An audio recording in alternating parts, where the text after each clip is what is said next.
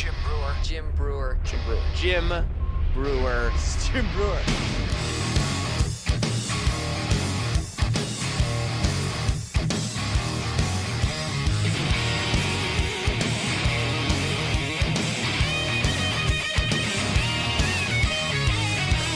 Okay, I'm just going to jump right into it. So I have a fascinating a guest here today.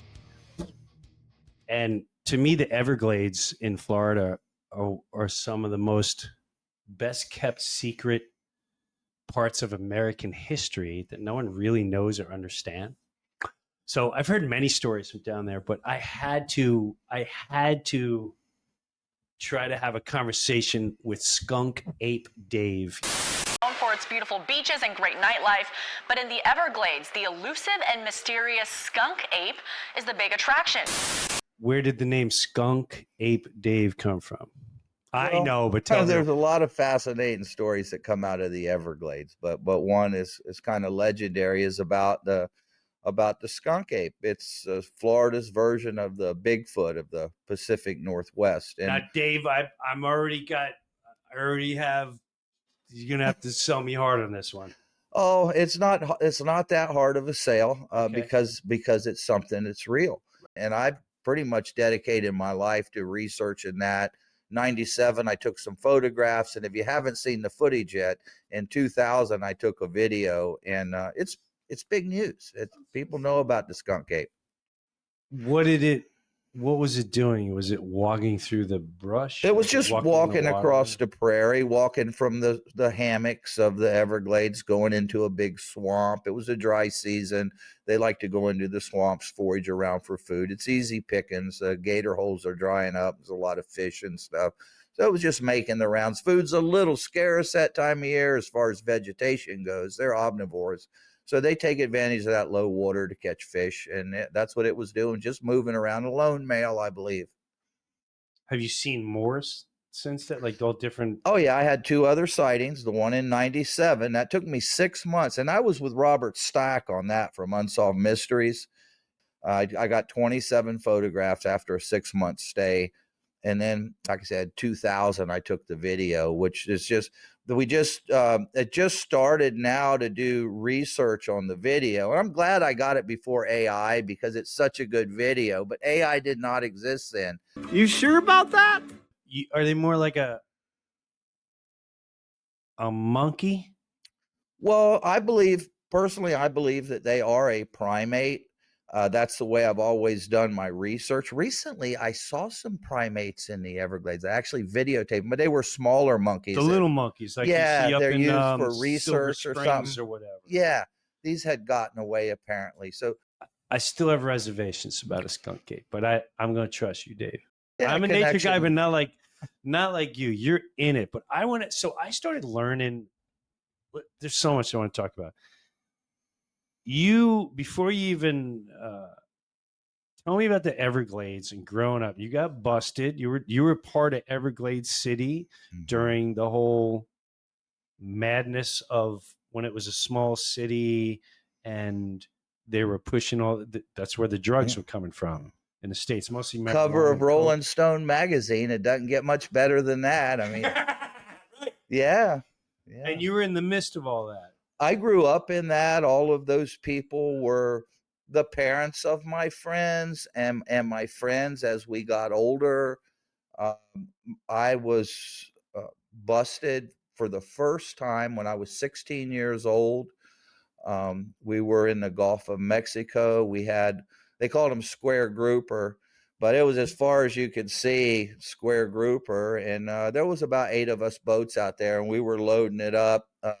And it got pitched that night. The plan wasn't to pitch it, but it got pitched. Somebody got spooked. So we went out to do the cleanup. And I guess there was 8 or 9 boats. And all of a sudden, this big flying silver seaplane has started circling us. And of all the boats, it landed right behind us. And they were like on the loudspeakers, "This is the United States Coast Guard, stand by for boarding." And they're coming up to us on this plane that's floating on the water. It's got propellers, but it's on the water like a boat. And the captain says, it's not supposed to go down like this. This isn't how it's supposed to go. And the next thing I know, he throws it in forward, and we're hauling butt away from the plane. I guess they didn't open up fire. Back then they didn't shoot. And the plane is coming behind us, but it can't take off because it's not going fast enough. But finally it lifts up, and the plane comes right over the top of us and falls in the water in front of us. And we go around it. And this goes on for about 10 miles until we get to the Everglades, the national park. And we go up down a creek, and we're winding around. And the next thing I know, we're in a tunnel. And we waited. As we got close to shore, the plane couldn't flop in front of us, so it had to circle to come back around and get on us. And when it was circling, we unloaded the boat into the water and took off and hid in a tunnel. What do you mean, like a tunnel? Like a mangrove tunnel. Oh, okay. It was like just all mangroves. Right. But we could see through the leaves to the blue sky, and that plane was way up there circling. And we knew that they had pinpointed us. So we made a bolt out of the tunnel into Alligator Bay. And as we got onto Alligator Bay, they were fanned out Half Moon, Park Service, Marine Patrol, all the machine guns on us.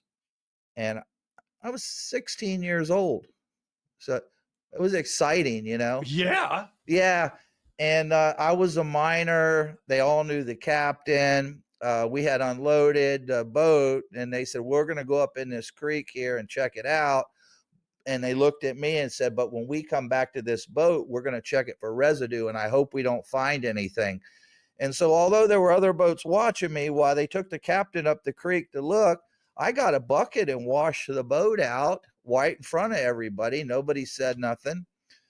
And they allowed us to go. Later on, the captain did have to go to court, and he had one of the last net permits. The people who lived there when the park bought it, they were allowed to fish there for 25 years. So the park took his net permit. He had to pay a $10,000 fine. There was a law, something about the chance to prosper or something that his attorney found that said, you know, we just had an opportunity to make some money. We weren't out there to make money, but we took advantage of the opportunity. So I never got questioned. I never got called in. And the next night I went out and smuggled some more. So let me ask you this. How did that all start? Like, you're in Everglades City, and what a lot of people don't realize is that was a huge smuggling area. Like I saw the first time I even realized it was the Tom Cruise movie. That's fascinating. I was there. American Made. I was there when that went down. Tell me about it. Okay. I'm sitting in my house. How before you even say, tell this, because I do want to know, like, how does this start? Because it's a small town. Who showed up in the town and said, hey man, you guys want to make some real money? So we'll get to that, but I want to hear about the Tom American Cruise. Made. Yeah, we were already smuggling. American Made was a little further into the smuggling, and it wasn't the Everglades group. It was a group out of Miami, and it was an Eastern Airlines pilot who Tom Cruise played, who was smuggling Cuban cigars, who got asked to smuggle some drugs, and so this pilot that they made the movie after, he flew a plane load of cocaine from down in South America, and he landed just across the street from my house. But the cops were in on it, and there was this tremendous shootout. It was like bah, bah, bah, bah, machine guns going off. There was cocaine all up and down the roads, and the plane got away, which would have been Tom Cruise in the movie. Right. The plane got away, but it was more than that pilot wanted to get into. He didn't mind doing a little smuggling, but he wasn't into the shooting and killing. Right. So he turned himself in the following day. He called the DEA and said, hey, listen, if you're looking for the pilot, I'm that guy. But I didn't ask to get involved in this. And that's when he turned and started working with the government. And in the movie, he starts working. But all that turn of events happened like a mile from my house. Wow. Yeah. So, but the smuggling started out was an idea of Toch Brown. Toch Brown was a commercial fisherman. He a Purple Heart veteran of, I think, World War II. Yeah. And He was an alligator poacher and hunter. There's a book, Tales of the Everglades, he wrote. He's kind of a little icon down there for that amount. And there's 70s, some, Dave. Hmm? This is 70s or Yeah, okay. 70s, early 80s. Okay. And he was a friend of mine. He liked me. He liked the skunk ape idea. He'd come out, do my little research thing and sit with me. But he had been around, and they're looking, there's a movie in the works about this that's being worked out. But so Toch had seen the world, and he knew that there was marijuana in South America, and he went down there and he made deals with the villagers and would buy 5 or 10,000 pounds of marijuana and bring it back through Everglades City. And it was kind of easy to do, and he made a lot of money, and he would spread it out because it got to be the loads were getting bigger, so he had to get some of his family to help him, his buddies and all. And then is he at that time starting to get flashy? Like no, Toch wasn't flashy. Toch was still laying low. He was on the low. Okay. But the people that worked for him started getting flashy. The big 4-wheel drive trucks showing up in town, and people getting new boats and building new houses that didn't have a job. Right. It was pretty obvious. And so as that, it became known that it was just easy to smuggle there. And it's always been a smuggling area, from rum to plume hunters. There were even some traders that lived there during the war with Germany that actually smuggled fuel out and fueled submarines in the Gulf. Wow. So what kind of like German submarines? German submarines, U-boats. U-boats were refueled in the Gulf of Mexico on the river near me. There was a gas station there, fuel station. Yeah. And they would barge fuel out into the Gulf and refuel U-boats. And they were German boats. German U-boats that were sinking ships off of the coast of Florida. And that was where they would refuel, is on the backside of the state. I hear that, but you don't really hear much. There were wires through we had big cypress trees, and there were wires through the trees that were used for antennas. When I was a kid, you would see the wires way up in the trees, and I'd say to my dad, "Why is that wire up there?" Because he'd say, "That's the antenna." Yeah, so copper wires or just, I don't know what wires. They were made of, but just like wires that they were using to communicate with these submarines that were in the Gulf of Mexico. Wow. And it was a German family that owned the gas station, so they had connections. He has the property where they found the radio equipment. Yeah. You found what? It's on his property. Yeah. He still has the buildings there. Yeah. On Turner River. Yeah. We just purchased that a while back. So it's been smuggling. Yeah, go ahead. So word's getting out, and the cartels in South America said, this guy Toch is making all this money. Why don't we just send a guy over there to talk to some other people around town, and we'll send our shipments through there too. So a lot of the fishermen started working for the cartels, where they didn't have to put the money up front. All they had to do was meet a freighter out on the edge of the Gulf, and they would unload it and then bring it into the Everglades. So it started out with Toch, but it wound up being Spanish cartels. And there were a lot of big businesses in Miami involved in it. We would store on my property, a lot of the loads because the people wanted their payments before they handed it over. So we would have between 40 and 80,000 pounds of marijuana sitting around waiting for the initial payments. And then we would release it in trucks and RVs to locations in Miami once the payments were made. So clearly everyone knows, so you have to be packing hard. No one ever tried to infiltrate or try to get in there, like, there's a lot of marijuana sitting there those boys are doing, and we need to. Was that going on too? Where you mean with law enforcement or just bad guys? Both.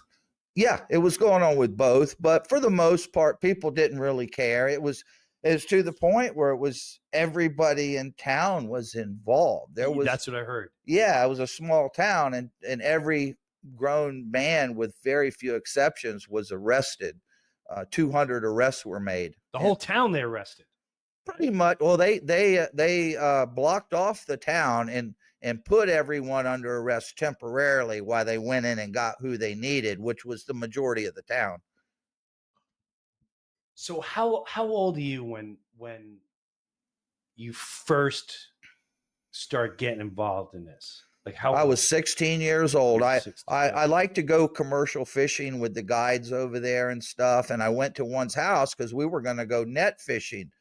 And it was like 5 a.m. and I was there early. I said, "Hey, can I use the bathroom?" And I went in to use his bathroom, and I'm taking a leak, and I noticed the shower curtain was pulled, and I'd never seen it pulled before. So I wondered what's going on in there. And I pulled the shower curtain back, and there was about 20 bales of marijuana in the shower.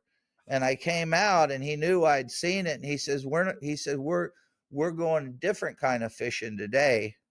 And so, and that's when I went out and we had that little issue that went on with the airplane. That's your first day out, was the airplane? Yeah, that was my first smuggling day. And it kind of opened the door for them to start saying, "Hey, that Shealy family, they ought to be in on this." And so they started talking with my brother, and we started learning about the ships as they were leaving the coast, and we were involved in the moving the marijuana. I was like a guard. I would get out in the middle of the Everglades when the smuggling was going on, and I would hide on the side of a river where the smugglers were coming through, and I knew them all. But people would kick bales off to the side. I was a lookout not only for the law, but I was also a lookout to make sure when the boats were coming in that we weren't getting ripped off. So I was kind of spying on both sides, and that's what I was convicted of. I was called a watchman. I was a watchman. Wow. So the law was in on it too. So it wasn't. Yeah, we didn't like to get in. When they said the law was in on it, we're like, well, I don't think we want in on that one. I mean, we were smart enough to know we didn't want to be involved with the law on any level. But a lot of the smugglers were, and some of the stuff we moved, the law was involved in. And there's only like one sheriff in town. Like how many? There was one sheriff in town and a couple deputies, and they were all related to the people in town. And so there really wasn't any law. There was no body cams back then. So none of the sheriffs or the deputies were like, "Hey man, you guys, you gotta, don't do this in front of me. Don't make me what." Or they're all in on it too. They were in on it because I was told they've been paid. And there was some of them that acted like they cared, but really they didn't. They just show. It was just a show. Yeah. So how old are you when you get convicted? How old are you? I believe I was like 25 years old. Wow. So you got to do this for over almost 10 years. Yeah, it went on for a long time. I could easily just go out and watch a load come in. And my brother was at a different level than me. He was a little older. And so when we got sentenced, they based it on when did you know the marijuana was coming? So if you knew about it a week before it got there, you were a one level. A week, 5 days. I generally found out about the ships about 3 days before they got off the coast. So I was a lower on the totem pole. I wasn't so much an organizer as I was just a mover. My brother was more into organization. This is so great. And also there's so many things here. It fascinates me that you guys aren't even pushing cocaine. You're pushing marijuana. Sure. And you would think that you're pushing trafficking kids or something. And it's just now here you can go to a pharmacist and go, "I need some marijuana." Yeah. Or you go to other states and you're buying marijuana like it's nothing. That really. And it's really high potent. It was good marijuana back then. We smuggled Colombian gold, Panama red, Jamaican on a small scale. and it was good. But today's pot is way more powerful as far as the THC levels. I think it was better back then, but the THC is high today. It is much higher. I do think it was better back then. So, okay. So It got nasty. This goes on for like 10 years when you guys are finally rounded up. So you told me that plane that came, that was the U.S. Coast Guard. Yes. So everyone's not rounded up during that time because you went on for like another 8-9 years. What happened after that? What did they do? They would send undercover into town. And it wasn't hard for the undercover. All they had to do is say, hey, we're looking to make a buy. Anybody's got any weed? And the next thing they know, they're standing and they're standing at a mound of weed in the Everglades, bales as high as you want to stack them. Right. And even then, the undercovers, you guys had to know they were undercover because everyone knows each other in town. People just didn't care. They didn't care. Yeah, the Rolling Stone article is what kicked that all in because they just couldn't ignore it anymore. Here's on the cover of Rolling Stone, so law enforcement had to do something. They were just like, we just can't let this go on, and that's when they started sending the undercovers in, and they had a few working with some of the on the crew boats, and it wasn't hard to find out. It was not that hard. I love thinking about this stuff because it always makes me wonder, is it really about the marijuana? Is it more about, I guess that's also the Vietnam stage. Is it more about people can't make money without us grabbing that money first? A whole government thing. That's just my own head. You don't have to go in there. That always fascinates me why they get involved if it's just marijuana at the end of the day. And it was but it started to turn. And there's the marijuana side of it, which I don't feel bad about smuggling the marijuana. I really don't. I feel bad maybe that the money went to bad things in South America. Maybe I feel bad about that. I accepted what I did, but cocaine started to come in, and they were starting to mix put the cocaine into the bales of marijuana.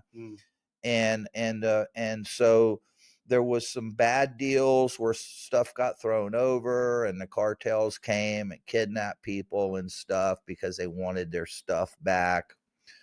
And there was it got pretty bad towards the end. The government started handing out big sentences. I was facing 65 years, and the month before I went to trial, a couple guys got 50, 60 years. I pled guilty for 10 years. They said, you plead guilty. And they never caught me with anything. What happened was the people that I was working for got busted at the port of Tampa with a shipment. And they told them, you're going to get 50 years. Life as you know, it's over with. You were going to arrest your wife too. And so they started spilling the beans. So I had 30 people that were going to testify against me if I decided to fight it. And even though I never got caught, I knew I wasn't going to be able to talk my way out of it. So I pled guilty, but something happened I'm not real proud of, and I knew nothing about, was the people that were telling on me. One of them was killed with a car bomb here in Florida. Oh, wow. And so when the bomb went off, they had already done Operation Everglades, which was the first arrest. I didn't get picked up then. Then after that happened, they had what's called Operation Peacemaker. And that's after the bombing. And that's when they really came in and picked up anybody. I was a lookout, a watchman. They got everybody because they wanted to know who had planted the bomb. And that was when I'm down in the Keys with my friends. We're lobster fishing. It's a great day. We had like 1,200 pound of lobster on the boat, and we got a radio call. My mom had called the fish house down there, and they radioed, said, hey, when Dave gets in, he needs to call home. I called my mom. They said they came and picked up your brother today, and they're looking for you, and you need to come home. Before this, 2 weeks before that, the undercover, no, they weren't undercover. They were DEA. They came to the house, and we were eating spaghetti. And they knocked on the door and opened the door, and there's these guys in suits there. And I said, come on in. And they came in the house and sat down, and they said, you know, you're going to be arrested here in a couple of weeks. And we're just here. And if you want to talk to us right now, we don't have to make any arrest. And, you know, we'll be easy on you if you want to just tell us what you know. And I remember my brother, he had a mouthful of spaghetti. He was hanging out. He said, I don't know what you're talking about. He had that funny spaghetti. And so it wasn't a surprise. But so, you know, so I drove back from the Keys. I waited a day. I didn't want to come back right now. I turned myself into the local sheriff, and he drove me to Fort Myers. I didn't have to have my cuffs on, but before we got to the federal courthouse, he said, hey, I got to put these on you if it look good. So we stopped just short of it, and he handcuffed me. And we got to the federal courthouse. There were all the guys with the dressed in black. There's like the SWAT team with the machine guns, and they took a picture of me getting out of the car. And then the headlines were, security was tight at the federal courthouse in Fort Myers as federal fugitives from justice turned themselves in. And I'm thinking that it was a little dramatic. Great headlines. It was good headline. Look what we do, and we're cleaning the streets as we collect money on it. And we got you, the people, right there. We got you covered. So, they up until then, there were no guns. If you did not bring a gun to go smuggle marijuana, that was a no-no. You didn't drink. There was a code of etiquette that was followed, and it really was just a great way to make money. But once the cartels got involved and once the cocaine came into play, things changed. That's where the car bomb. Why was he blown up? Do you know? He was because people were getting big sentences, and they're worried about snitching. You know, if I knew why he got blown up, that means I knew who did it. So I don't know. I don't know who did it. I know that. But if you had to guess, if I had to get like me, I'm just going to guess. They had a feeling he was going to say something. They was getting ready to put about 30 people in jail for life, and they were going to lose everything, including their families. And people under that kind of pressure, I guess, felt. I mean, I talked to a few of the people who were ratting and voiced my opinion at them, and I was immediately called by the DEA. My attorney was contacted and said, you know, stay away from them, you know. So I mean, I should have known better. But so now you're sentenced. Now you're in the court. Walking me through, because how old you're? 25, 26. Yeah. And it was like Dragnet. It was just like Dragnet. When they get me inside the building, I'm sitting at a table. They got the swinging light.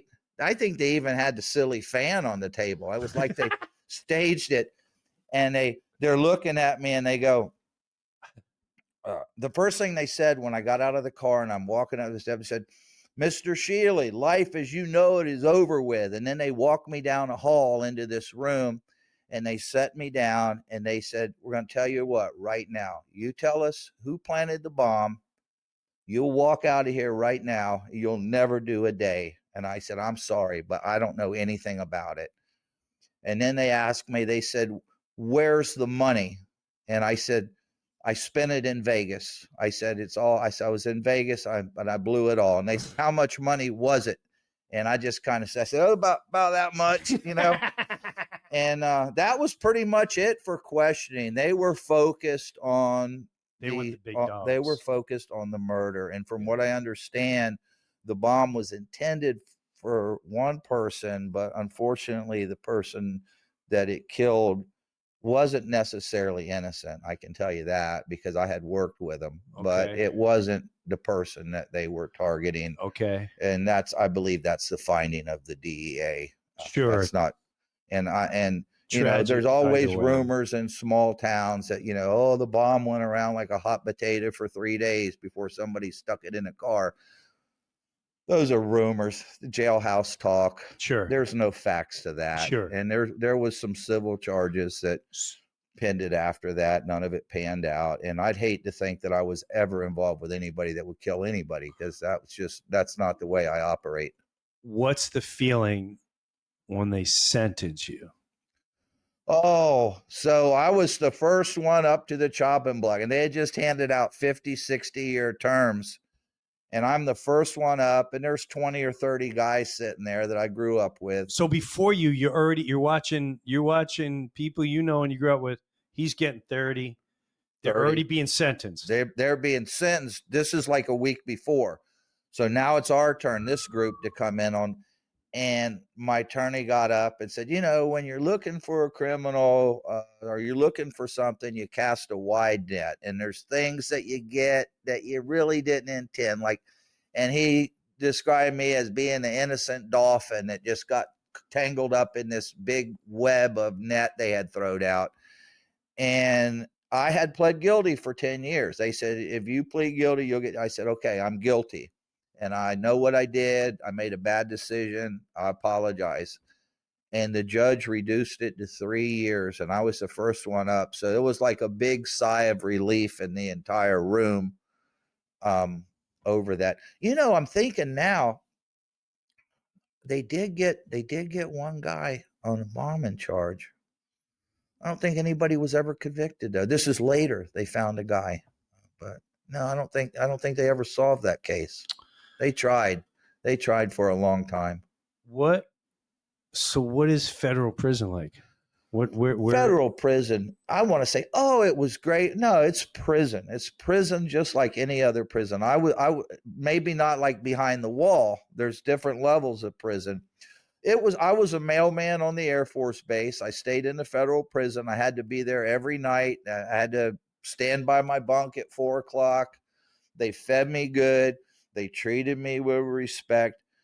I'd never really been in the city or around people before. So right, because you came from I came from the Everglades, swamp. which is I'm real. still in the That's swamp. Yeah. And they treated me good. And I came out with feeling good about this country. I was with Air Force people. I felt like, I had served my time. I had learned a lot of valuable lessons. And it was. When you say you're around Air Force people, you mean that's who was the guards? They had the federal prison has its own guards, but I was on the Air Force Base. I was working for the United States Air Force as a prisoner. Okay, so they would take you as a prisoner, and they have a camp on the Air Force Base. They have like a very nice camp. Yeah, it's like a dormitory. Yeah, and you have to live in there, and then you work for them. It's like slave labor. I mean, that's what it is. Okay. But hey, it's better than sitting in a cell all day. Right. And and they feed you good and give you good health care. And because if they had treated me poorly, like if I had been thrown in a hole and fed dog food or whatever, or cold hot dogs like they do in Fort Myers, I'd have been a better man. I wouldn't be who I am today. And so I'm a big advocate for, fair, good treatment of prisoners, violent prisoners. Not so much. So you can't do nothing. But people who, white collar, blue collar, people who commit crimes for just money, it's just a money crime. They need to be, you're not supposed to abuse people. You're just not supposed to do that. Right. There's all different levels. Yes, sir. I've known people that have. It was prison. I was there. No, I know. I've known people that have been in prison that have been in Orlando for a couple of years and some other places. And it's when I had a whole different view on prison because there's a lot of people that it's circumstances. Yes. Violent, lost your mind, murder, cynical. I don't want to be around those people. That's a whole different level of lost humanity. Like you're something. Unfortunately, they got scarred so hard that they're emotionless and humanless.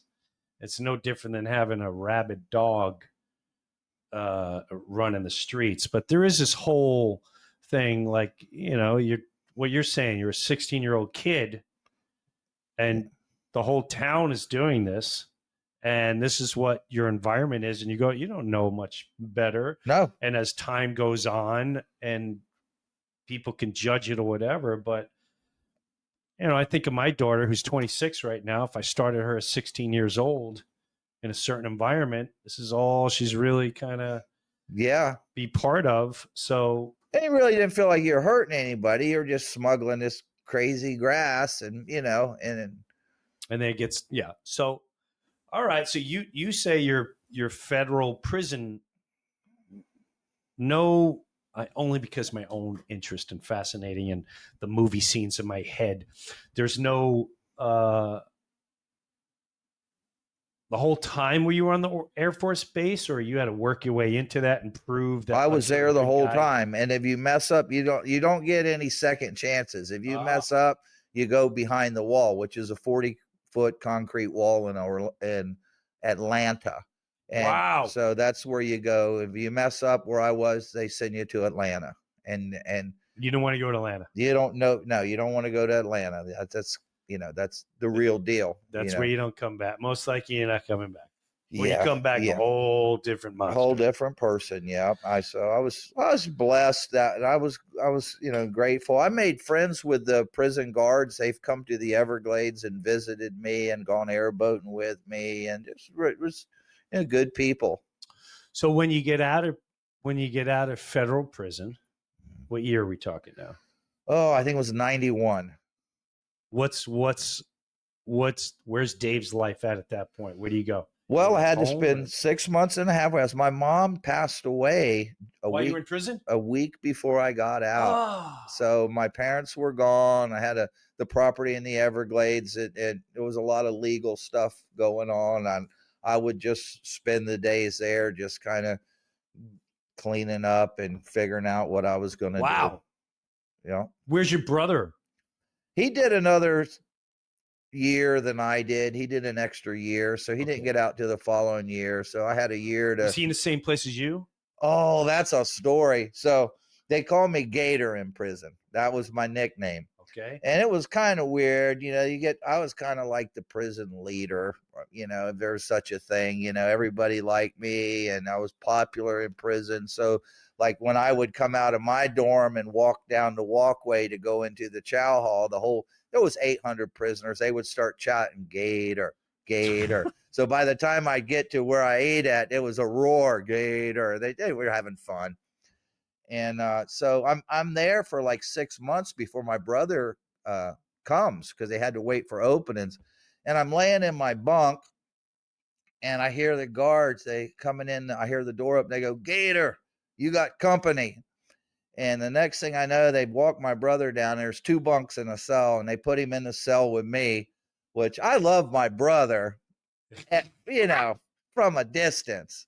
And so we spent 2 years in the same cell. Wow.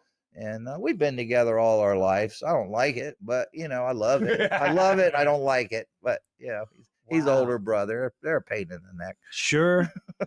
So you come out, your mom has passed away. Your mom has passed away. And I'm living in a national park, and I'm living in the Big Cypress National Preserve, which is the first preserve ever created in the United States of America.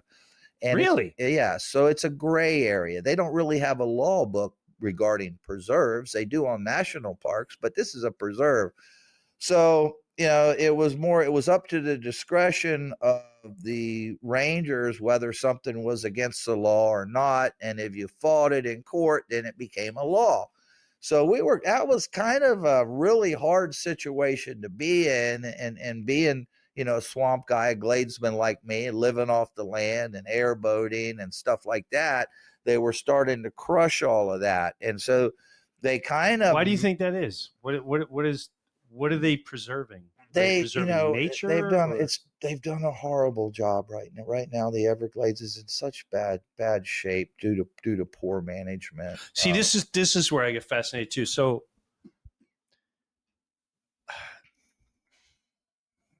I love when government gets involved with things.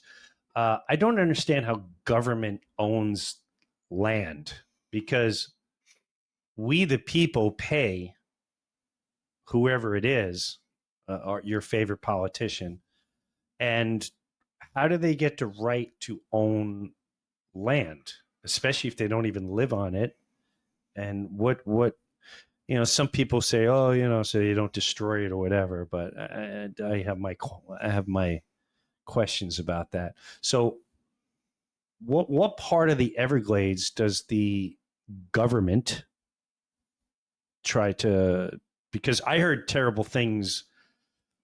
I first started hearing that waterways and all this, that the government's really, quote, fucking things up, and making it very dangerous. Do you feel that's kind of what's but I don't know anything about I it. mean, I don't know nothing what about I have to say is not popular in public opinion. it. Tell me. Well, I mean, like they stopped us from airboating off of our property because they said the airboats damage the environment. But now they've partnered with airboat rides after they've totally ruined my way of life. I'm not saying I don't airboat. I'm just saying it ain't illegal. Yeah, I started hearing about the airboating, a thing that you all have done. There's Indians down there too, right? Sure, and they can still. They're allowed to. Yeah, and we've been there since 1890, my family, and like in Alaska, the state and government, they make exceptions for people who have a vested interest in areas. They don't do that in Florida. There's no grandfather in. I'm no better than somebody that grew up in not that in Jacksonville, as far as because I'm just a person. Right. Your family, though, has been there since the 1800s. But we've been there, and that's how we live, and that's our culture, and that's our life. And we were just recognized by the Corps of Army Engineers a few years back as a unique culture of the Gladesmen of the Everglades. And those are people that have lived there for more than 100 years. But we were never recognized by the National Park Service in all these laws they created. And it really, I made more money guiding years ago than I do today. I can't guide. I have to go to a class and they tell me what I can say to my customers. I'm not going to do that. I'd rather starve to death than do that. But okay, I'm just going to give you a good example of a misconception. And I have friends that do the snake shows. Dustin Crum, he's a snake man. I'm behind the scenes on a lot of snake shows. I own the biggest snake in the world up until recently, past of old age. What python?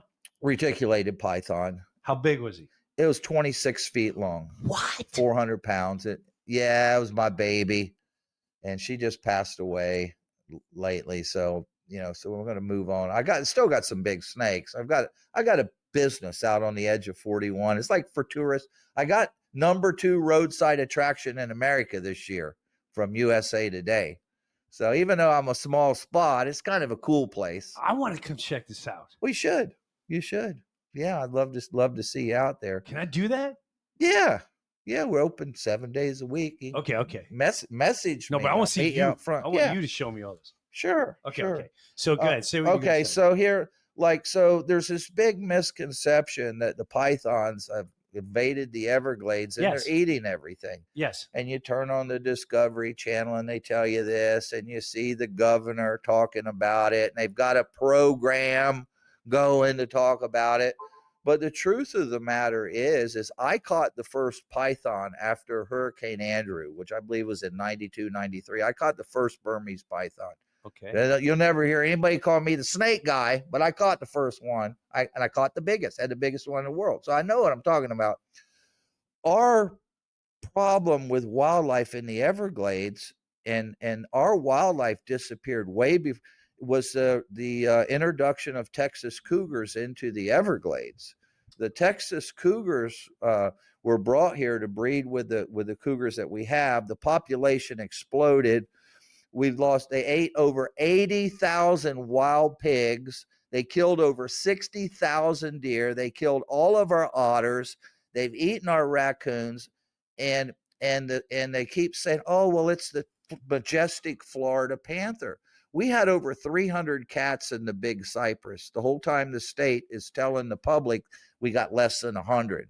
No, we were overrun. I mean, I'm in the woods all the time. We were overrun. I was finding the kill sites. They weren't even eating these things. These cougars they brought in were just killing machines that killed randomly and killed everything.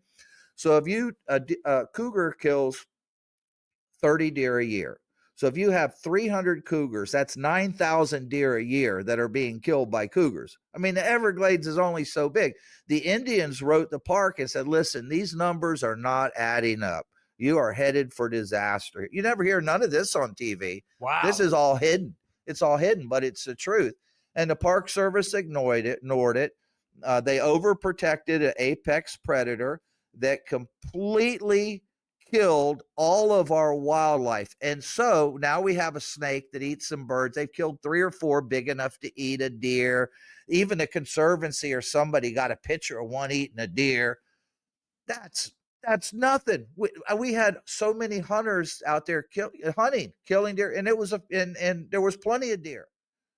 Now there's no deer since the panther thing, and it's not the snakes, but it's a great program, and people hate the snake. They hate the snake. But they love the cougar. So, and that's the problem. They're not using. There's no management going on. There's no management of the Everglades. who started that?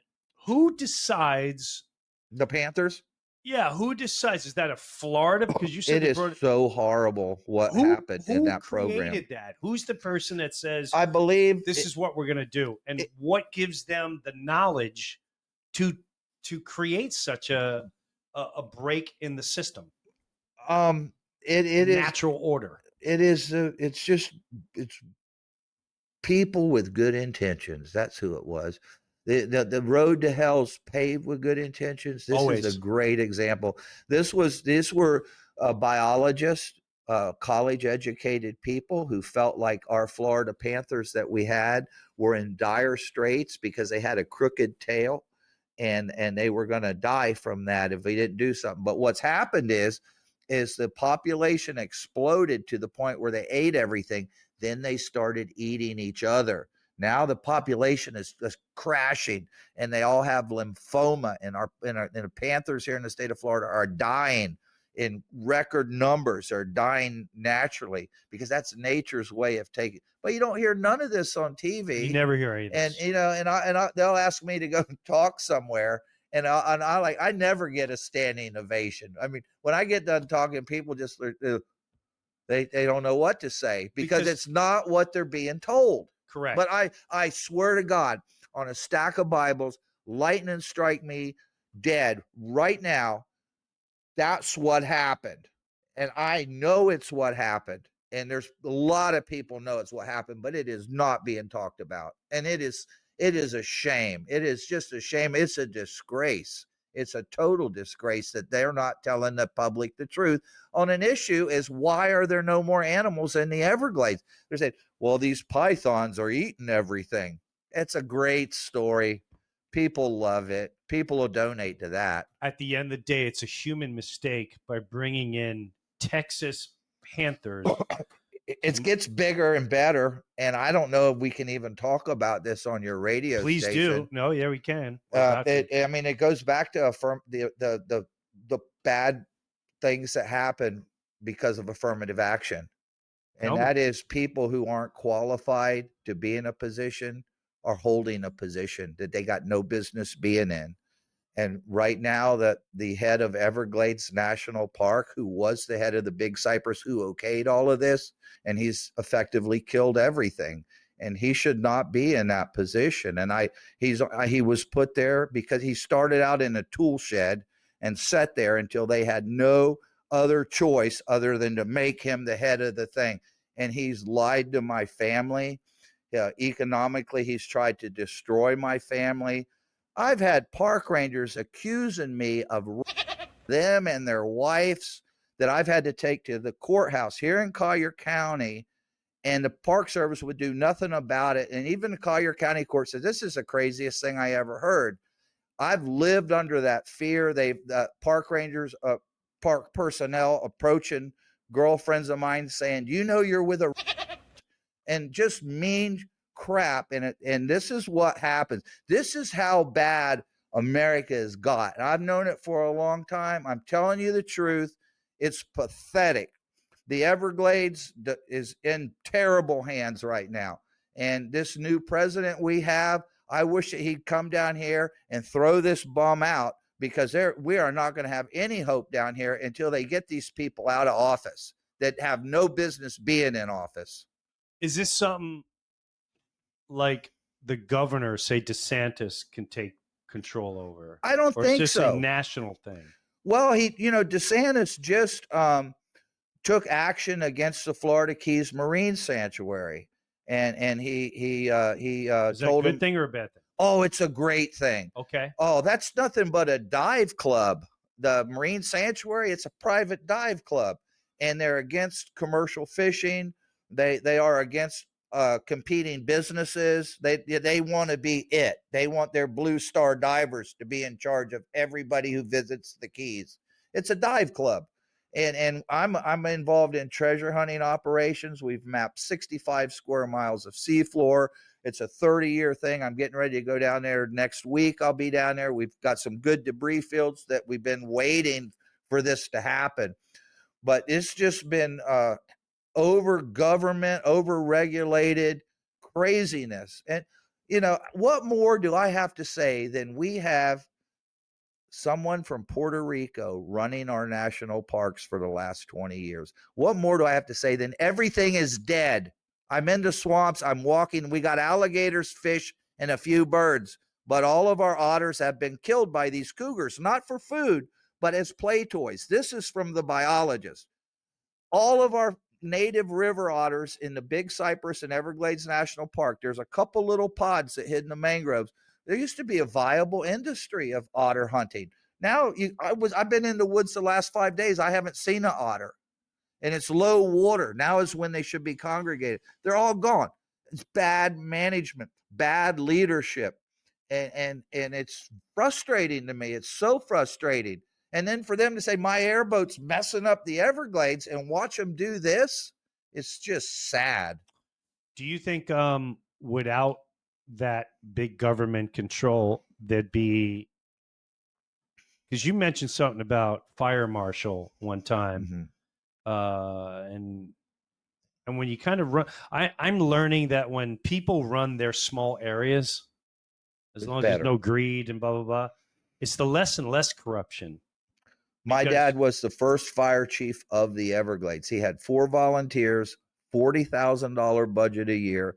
There were more houses, never lost a house, never had. Nowadays, they spend $5-10 million on a fire. And that's this guy they got in charge of the national park.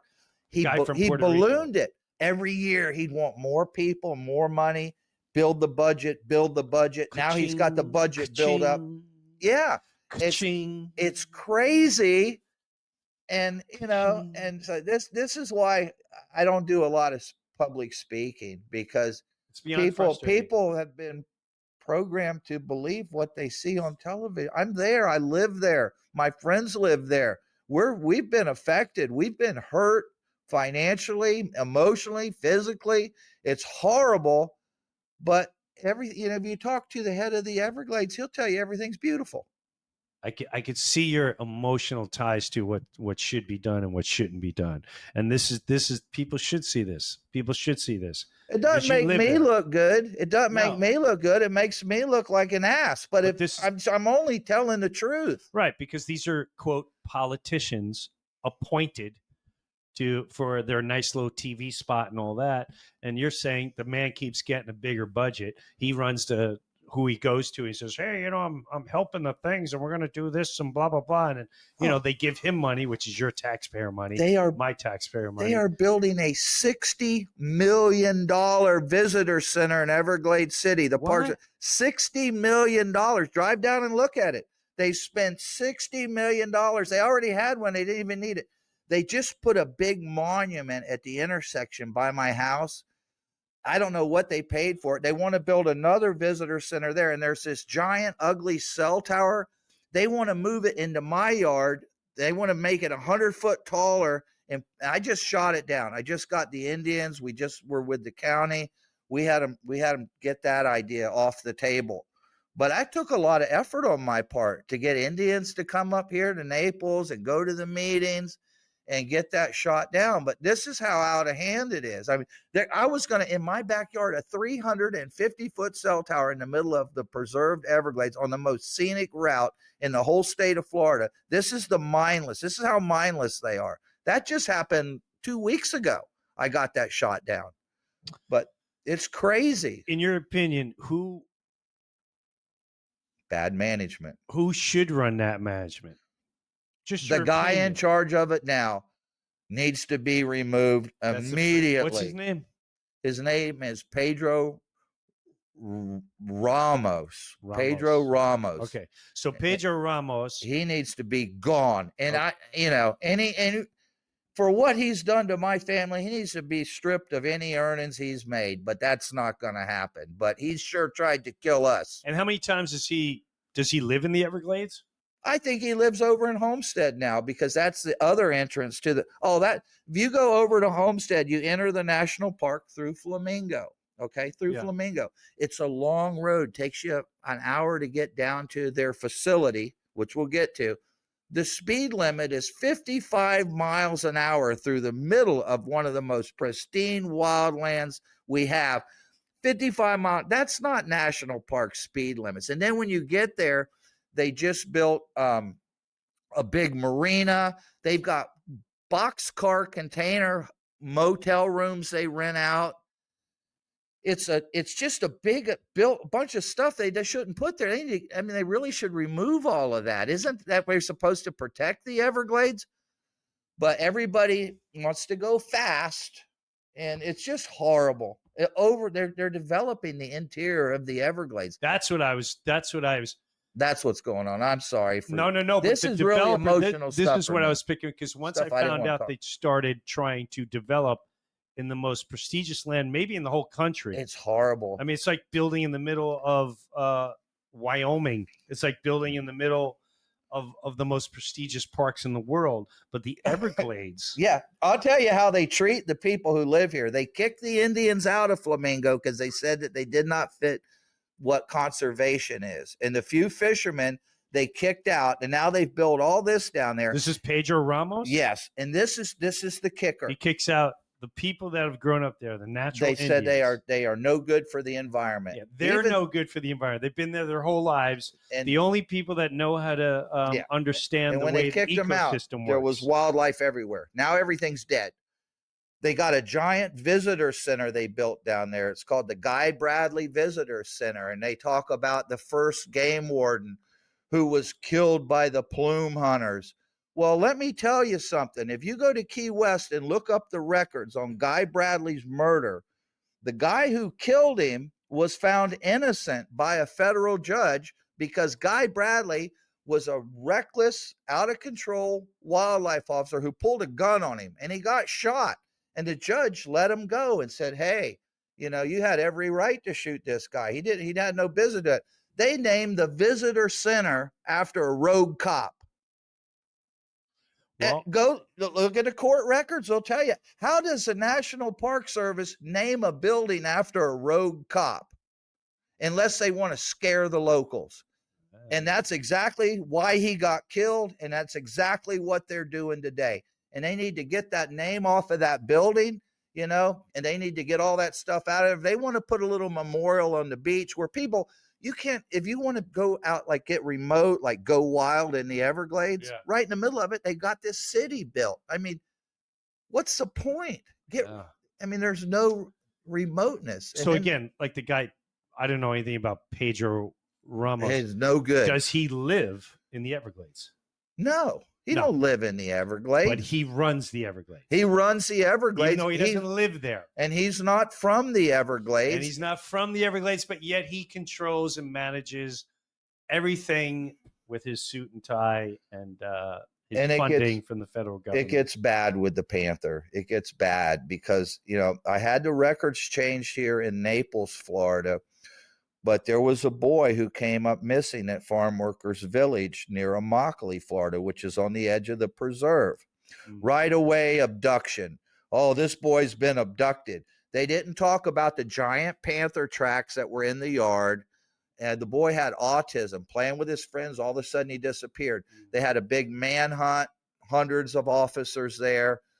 They were looking for a little boy or somebody who kidnapped. They weren't looking for a pile of leaves. They called in the Panther people a week later. They couldn't find anything. Then the big cat gets hit at the entrance. I called FWC right away. I said, did you check that cat for DNA? Did you check under its claws? Well, sorry, it went into the incinerator immediately. They covered up the cougar killing a little boy in order to save the program. If it doesn't get any worse than that and doing a family that way, that's how bad it is. Well, this is what people need to understand too. People get pissed, they're cutting federal funding and the national parks. These are the situations. Oh, it's terrible. How much money does the Panther get? Because this is where you go. Because if I'm on the board and I'm getting money, everyone's pocketing money. The illusion of humanity. They're like, oh, well, we need the money to save the blah, blah, blah. Yes, the people that feel that way, it's true. But what you're not understanding is the people putting the programs in there, they're making bank. And they're, in my opinion, they're stealing it. And they're recklessly, just for an image. It's always just for an image. I have a niece that works in parks, and they're all riled up that the new administration is cutting this and that. But yours is a classic example of here's a guy, Pedro Ramos, building stuff in the Everglades, comes from Puerto Rico. I have nothing against Puerto Rico. He's proud of it, yeah, and that's fine. It's great, whatever. Let's pretend his name is Bill Hadley from England. Okay. It doesn't matter. No. He doesn't live in the Everglades. He never lived in the Everglades. And yet he's controlling the Everglades. And the people who live there. And the people who live in the Everglades. He's done everything he can to destroy my family's life. In my opinion, it doesn't matter it doesn't even matter where he's from. He's not from there. That's the point. Case closed. If someone ran my town and they're telling how my people how to live and they've never lived there, then what are they? It's like governors. Did certain governors, did they even grow up in that state? And this is where I have issues with, quote, government. And people, well, you need government. I'm not saying all government, but this is where it gets extremely dangerous. Mm-hmm. And overstepping their boundaries, and they prey on the we call them the tree huggers, because you're preying on their innocence, but they're giving wrong information. It's, in my opinion, it's like the climate changers. Okay, you're stopping traffic and you're stopping this. Are you stopping the planes that are going by spraying everyone with chemicals? Are you out there at the Air Force bases? Are you out there at the FAA and stopping these planes from spraying chemicals over everyone's land, over their homes? No, because when you watch those lines go by, they then formulate clouds, which you can't hide anymore. It's all in legislation everywhere else, which is another joke to me. You're going to tell me you need a bill to pass to keep your people protected from being sprayed. Do you realize the insulting of human intelligence? And I'm a little off the mark here. I apologize, Dave. It's okay. I made a thing about the chemtrails, and I don't care if you don't believe in them. This is not for you. You can go live your life and go watch your ball game or whatever you're tapping into. And I thank Governor DeSantis for making a statement. Even Donald Trump said, oh, they're spraying things. Thank you. But let's talk common sense. If someone's spraying something dangerous over my house, I got to come up with a bill to stop it? If it was another country spraying things over the state of Florida, I'm sending my National Guard to protect all my people that live in the state. And this is why I have a question. This is where we, the people, go, oh, well, he's doing something for us. He couldn't do something the last 3-4 years? I love you, Donald Trump. I love you, RFK Jr. But let's not let, if we're being sprayed, and you know the FCC knows it, and it's our own government, some of those planes go back to the Air Force. That I know. Are you really protecting us? Are you in on it? Why, if that was another country, would we be sending up planes to shoot them down? These pilots that are spraying these chemicals? So this is my issue when we say, "Oh, government." When you need a law, you need a legislation to stop people spraying us. Come on, people, stop it. That common sense that doesn't make so. People are. I'm sorry, I have a hard time believing that this can't be stopped like right now. Well, I'd just like to say on the Everglades thing, I got no reason to mislead people. I'm, life. Yeah, just, what's your intention? You live there. What's your intention? And I'm, and it's something I just, I feel strongly about, and I'm 60 years old, and I can't believe that people have been so misled about what's going on in the Florida Everglades, and their budget is so overblown. They've got probably, I'd say, on 100%, they probably got 70% of it is waste for people. They could get rid of more than half of the people they have right now, and they do a better job. They do a better job. So I don't. They need to be cut. Well, I feel that it's necessary. They have to be. They're building a $60 million visitor center. That's crazy. Oh no, it's beyond. They need to.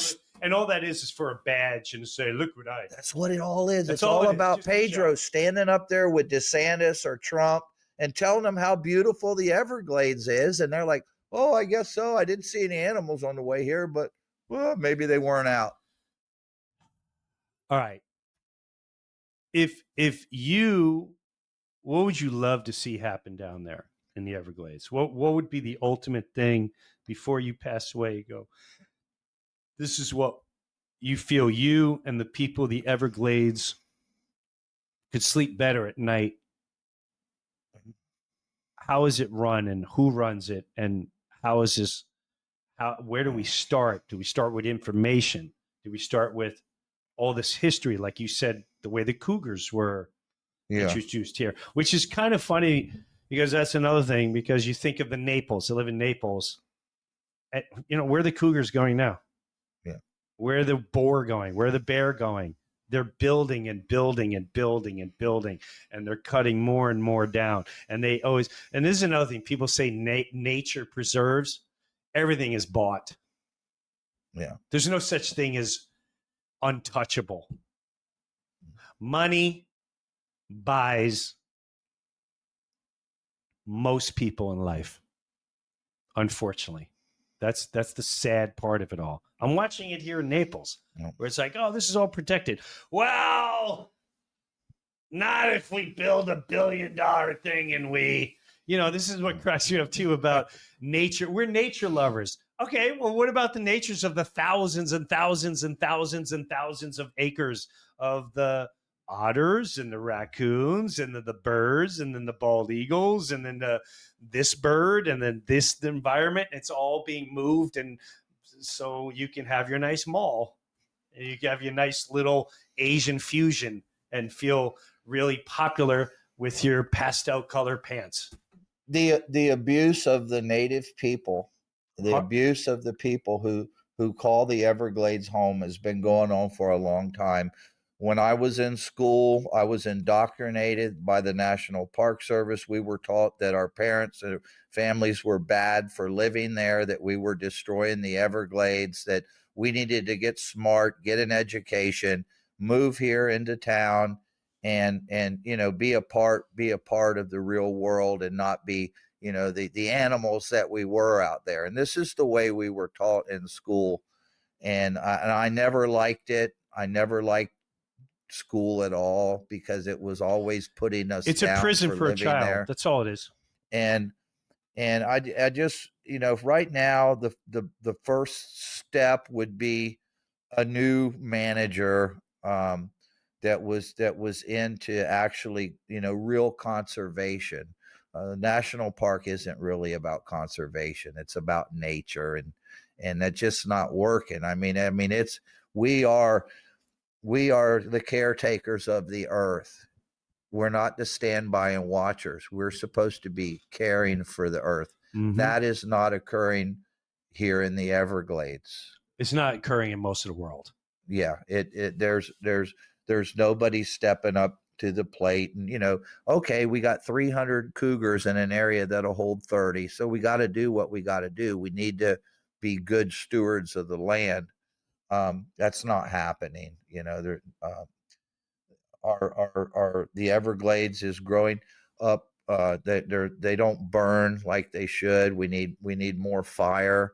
All of our tributaries that run our natural creeks, the Turner River and stuff like that, are all grown in. You can't even get a canoe down them because they won't allow you to trim the bushes. Where when I was a kid, they were big flowing rivers, and now you can't even row a boat down them. Those are the things the Park Service needs to focus on, not a $60 million visitor center. And by the way, they may be building a $60 million visitor center, but their boardwalks on 41 are all fallen down and decrepit. And I mean, and we got people coming here from around the world, and they're coming to the Everglades, and the boardwalks are falling apart, and they got a hole in the ground that you crap in. I mean, we're better than that as a country.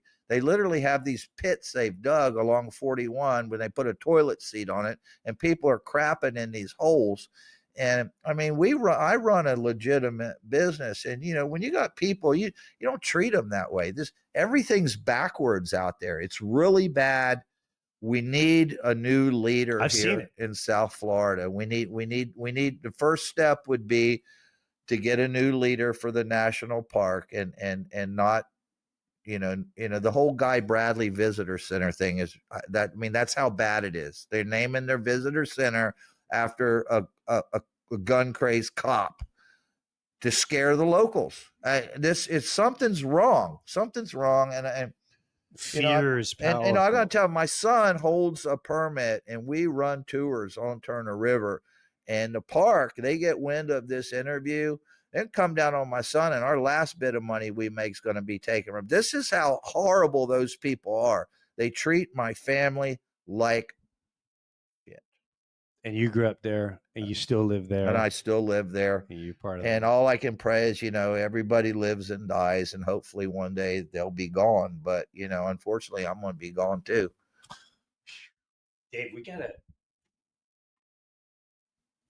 Can I come down? Can we do one where I come visit, hang out? Sure. Can we do all that? You Sure. around? And I don't, I make the best of it. But I mean, I just feel like somebody needs to tell the truth. No, bro, we're in the age of truth or die. And unfortunately, I'm going to say fortunately, truth is spreading like wildfire. And it plants seeds. And I'm seeing it with my own two eyes. Now, I'll say the lies and fear have controlled all of us for an extremely long time through the television. Through, people see they don't see a lab coat guy on TV, they're like, wow, it can't be real. But those days are coming to an end. I hope so. Oh, I know it is. All I can pray is that even some of the alternatives, which is what it's turning into, that the bad guys don't control that, infiltrate it too, because the age of information has exploded. Definitely. Has exploded. There's things talked about now that you wouldn't dare talk about 5 years ago, 6, 7 years ago. And I think humanity's at this part where they're learning truth, but then you have to absorb the truth. And then you start going in the direction of what you do with that truth. And For someone like myself that have seen this since I was a kid, but even though I grew up fairly a street Long Island kid, and then got to travel, and then got to see Hollywood, and then always see the news and on the both sides of the curtains, and understood how that's run and this is run, and then travel to nature. And the more I went to nature, and the more I understood the ecosystem, and then go to Africa and tribes and the Aborigines, and it made me realize, and I'm going far down the button here. It made me realize that the true answers in our life are the original the human beings that still live off the land. They're the ones that know how nature communicates, how it works its own system, how you can learn from it, how there's spirit in it. You learn the raw truth of it all. You learn order of life. And I believe this what I will call this cesspool of cancer of the society, whether you want to call it a matrix, whether you want to call it whatever you want to call it, television world, whoever owns the media owns the world. Please go see who runs media. Do your homework. They're in my opinions, the demons, the cancer that have created such a blind, reckless spirit of humanity that is so disconnected with what really keeps all of humanity going and all of nature going. And if you look at, that's why they go after people like yourself in the Everglades. That's why they go after the Indians. That's why they go after tribal. They're not developed. They're savage. They're this, because they have the true answers in life. And this system we're part of, all it does is keep feeding you a ball game and great food and blah, blah, blah. I do think people are starting to recognize that.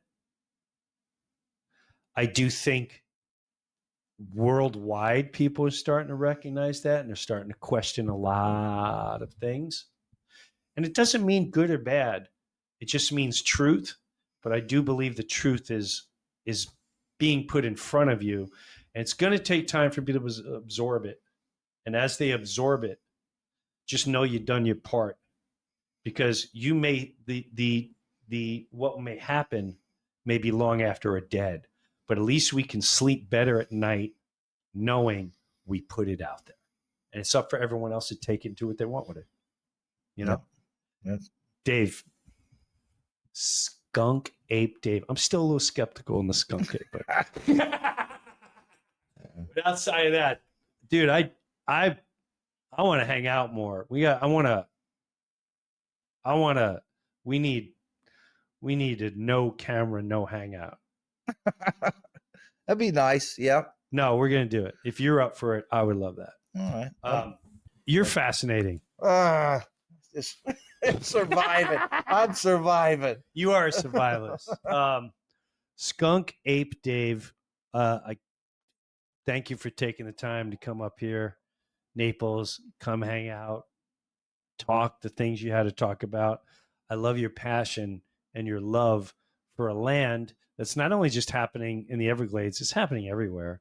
And until people really understand the power of what's going on, they're never going to do anything. They're just going to sit and be complacent. But I do believe the more and more and more information that gets out, the more people become aware. And then the movement of truth and honesty and knowing what's best for one another will prevail, will definitely prevail in the end. I truly believe that. So I have hope for all of you.